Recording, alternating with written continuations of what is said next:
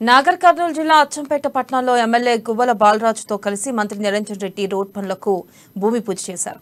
అనంతరం MLA camp కార్యాలయం వేదికగా వ్యవసాయ రంగంలో రాష్ట్ర ప్రభుత్వం సాధించిన ఘనతను వివరించారు. ఒకే రోజు 6,000 కోట్ల రుణమాఫీ చేశామన్నారు. 17,000 కోట్లను 2018లో చేశామన్నారు. రుణమాఫీ కోసం ఒకే రోజు ట్రెజరీ చెక్కుతో అత్యధికంగా సింగిల్ పేమెంట్ చేయడం గొప్ప విషయమన్నారు. కరోనా నేపథ్యంలో ఆర్థిక వెసులుబాటు లభించలేదన్న మంత్రి కోవిడ్ కారణంగా రాష్ట్రం 1,00,000 కోట్లు నష్టపోయిందని చెప్పారు. రాష్ట్ర ప్రభుత్వం వ్యవసాయ రంగానికి మొదటి ప్రాధాన్యత ఇస్తుందని వ్యవసాయ శాఖ మంత్రి శంకిరెడ్డి నిరంజన్ రెడ్డి పేర్కొన్నారు.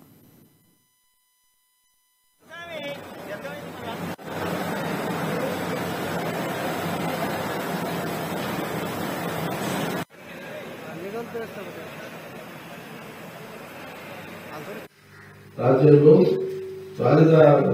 రాష్ట్ర రాజధాని పక్కన ఉండేటువంటి భూమి ఒక ఎకరా 100 కోట్లు పోయిందట అనేది అంతర్జాతీయ వార్త.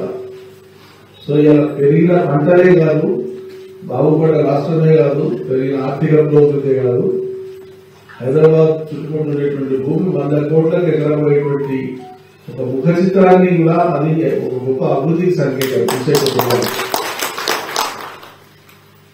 ఈ అంటారు వాళ్ళకు దాదాపు అవగాహన ఇలాగే చేసి పెట్టినా అమ్మిపెట్టిన మనకు గతంలో చాలా మీద ఆస్తులు ఎంత వచ్చింది ఎంత పెట్టిందో దుడ్లకు అమ్మి ప్రైవేట్ వ్యక్తులకు దాదాపు అమ్మకాలు అంటే ఒక 30-40 రకాల ప్రభుత్వ రంగ పరిశ్రమలు హైదరాబాద్ మహానగరంలో ఎందుకంటే